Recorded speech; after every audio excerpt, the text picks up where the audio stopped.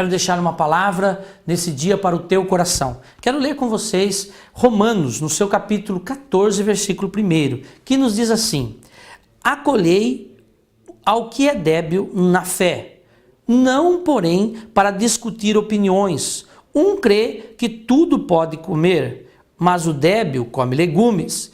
Quem come não despreza o que não come, e o que não come não julgue o que come, porque Deus acolheu.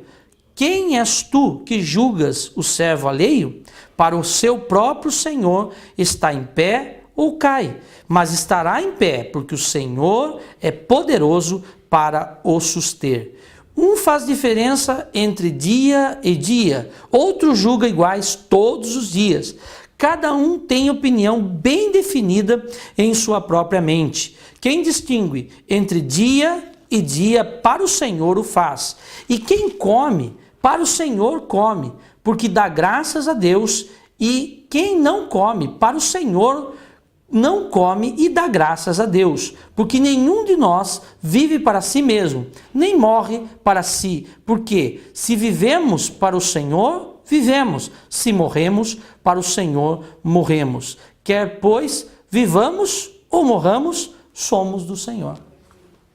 Uma palavra que não necessitaria de muitas explicações, aonde nós vemos Paulo em uma capacidade de sabedoria que vem do alto. Eu sempre costumo dizer que sabedoria, ela não está num banco de uma escola, ela não está numa cadeira escolar, seja ela de uma faculdade, de uma pós-graduação, de um doutorado, de um PhD, não está no conhecimento humano. Eu conheço muitas pessoas que não estudaram, mas são pessoas sábias. E Paulo, na sua infinita sabedoria dada pelo Espírito Santo de Deus, nos traz algo especial, que muitas vezes nós ficarmos julgando tudo. Como se tivéssemos direito de julgar coisas, pessoas e ficarmos tão preocupados com isso que esquecemos de cuidar das áreas da nossa vida que importa verdadeiramente. Quantas pessoas não frequentaram igreja, estiveram em igrejas evangélicas, aceitaram Jesus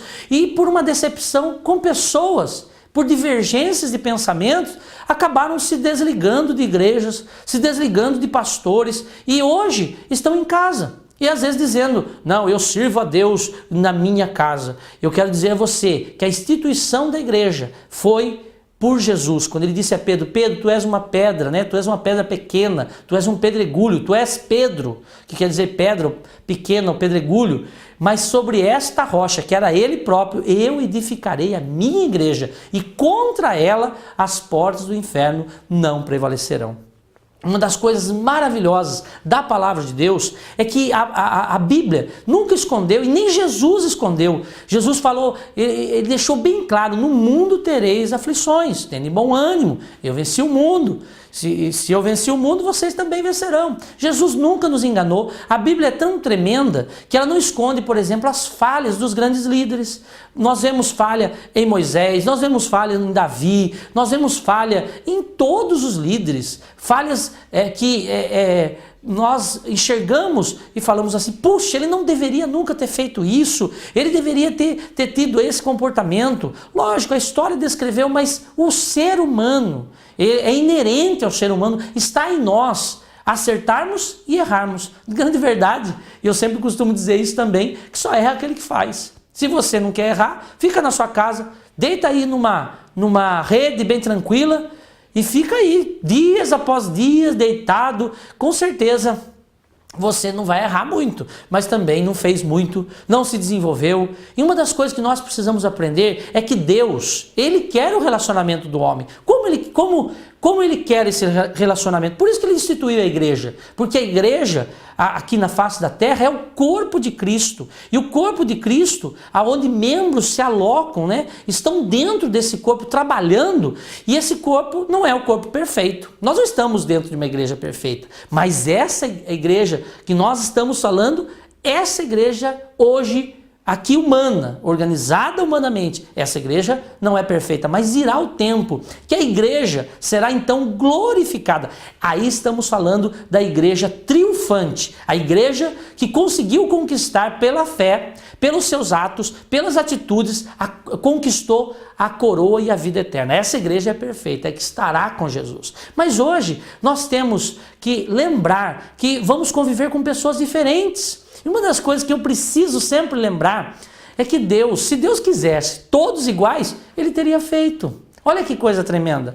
Então não adianta você começar a olhar, até você pega filhos criados, isso é em qualquer casa é assim.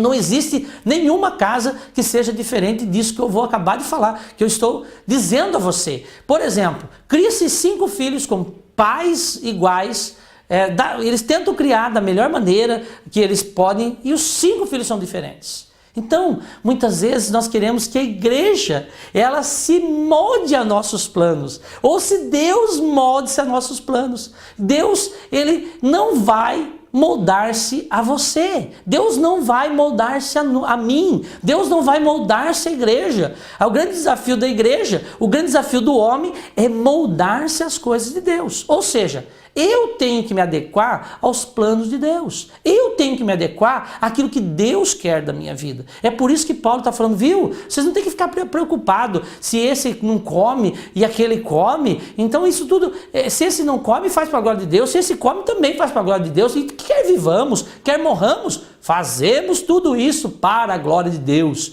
Ou seja, nós lembramos, através dessa passagem, que Deus nos fez completamente diferentes.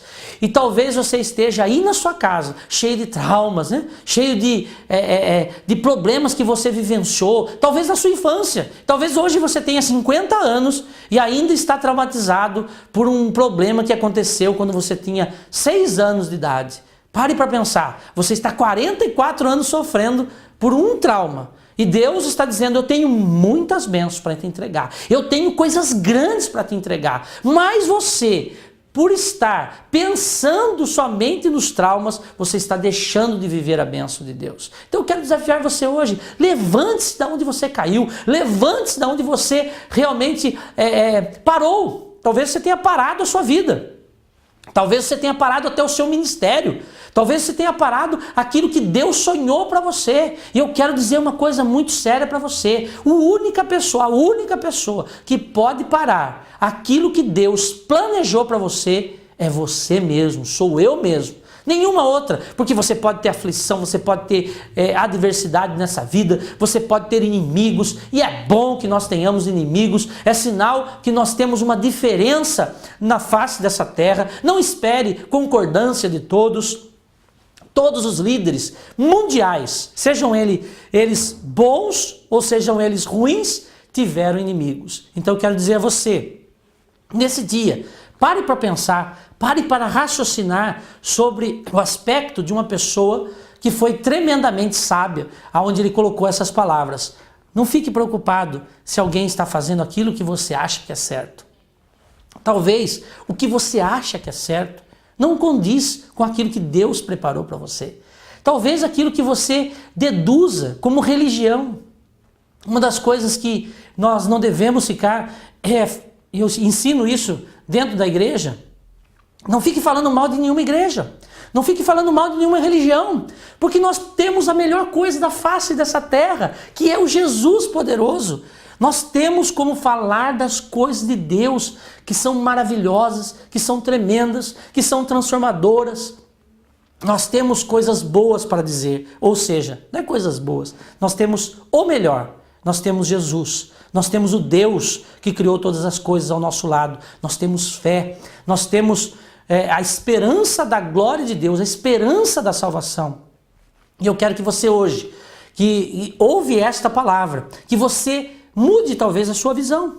Não se preocupe com o que falam. Não se preocupe com aquilo que pensam de você. Seja bom ou seja ruim. Caminhe. Caminhe para o alvo que você um dia estabeleceu e você deixou. Talvez seja o próprio Deus que tenha estabelecido alvos para você, mas você nunca conseguiu chegar até eles. Eu quero desafiar você. Talvez essa palavra que Paulo nos deixou escrito, né? Faça tudo para a glória de Deus. Não faça pensando em agradar homens, faça tudo para agradar a Deus. Talvez você tenha parado no seu caminho, talvez você tenha parado na sua jornada, mas Deus está dizendo, venha. Eu vou restaurar a tua história, eu vou restaurar a tua vida. Talvez você nunca tenha pensado em servir a Deus. Talvez você esteja aí na sua casa e você nunca pensou em visitar uma igreja. Você nunca pensou em servir a Deus. Mas que você possa ter a sua mente mudada hoje, você possa ter a sua história mudada. Um dia, Deus entrou na minha família. Nós tínhamos inúmeros problemas. E Deus entrou com providência. Ah, pastor, que legal, você está aí hoje e você não tem problema? Talvez eu tenha até mais, mas eu tenho paz para resolver eles. Eu tenho esperança para resolver eles. Eu tenho sabedoria de Deus para resolver os problemas. É isso. A vida não se resume a você deixar que um único problema, que uma única aflição deixe você paralisado. Jesus, ele entra com providência. Jesus, ele entra com consolo. Jesus, ele entra com sabedoria. E com tudo isso, você com certeza poderá sair de toda e qualquer dificuldade. Não importa a dificuldade que você tenha. Não importa a aflição que você esteja passando. Eu tenho certeza que se você decidir confiar em Deus, crer em Jesus, ele tirará você de qualquer enrascada, de qualquer problema. Eu estou pregando um Jesus que é possível ser vivido.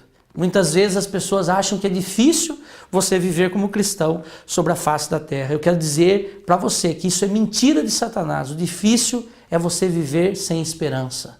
É difícil você viver com esperança naquilo que você pode adquirir, porque você adquire hoje, mas ele já começou a envelhecer. Preste atenção. Talvez você esteja na esperança. O dia que, puxa, eu preciso ter a minha casa própria. Mas o dia que você comprar a sua casa própria, ela começou a deteriorar. É como nós. O dia que nós nascemos, começamos então a morrer. Qual é a esperança que você vai ter na sua vida? Que você possa olhar para as circunstâncias da sua vida e enxergar que Deus pode mudar a sua história. Enxergar que Deus pode fazer com que a sua história seja uma história bem-sucedida. Então, não olhe para a esquerda, não olhe para a direita, não olhe para aquilo que está atrapalhando você. Olhe e foque no Jesus que eu estou pregando hoje para você. Eu quero terminar essa palavra dizendo que no final eu estarei orando por você, abençoando tua vida, abençoando tua casa, abençoando tua família também. E você, no final do programa, ouça essa oração, creia que ela poderá fazer diferença na sua vida, no nome de Jesus.